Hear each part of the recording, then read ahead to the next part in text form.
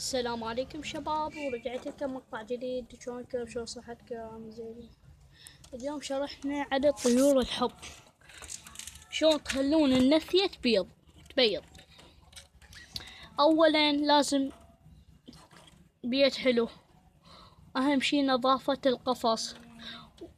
قفص نظيف، ما تبيض لو تنطون. لازم قفص نظيف وكبير. اولا بقفص حديد تصير تبيض، بس البياضة تصير خارج قفص، حطونها له من باب الثاني. إلا قفص كبير يلا بيضة. هسه أنا عده هذن 5 زواج، 4 زواج العفو. وهسه عده بهذا البيت،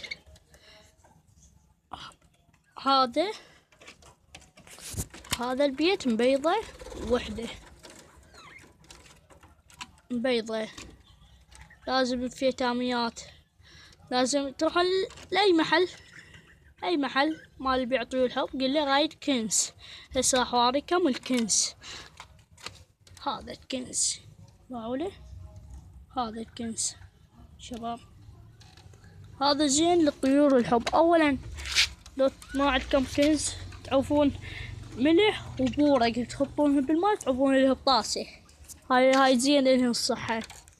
فجل عندك، فجل وكرفس، هاي الهن زين. والخس هاي الهن، بس هذني نباتيات الهن زينات. التفاح الهن زين شباب، انا ما معلم على التفاح. خيار عندكم حطوا لهن. هذا القفص معقولة كبير، وعنده ابو عيون الحمر. هذني اول شي ابو عيون الحمر شباب باعلهن.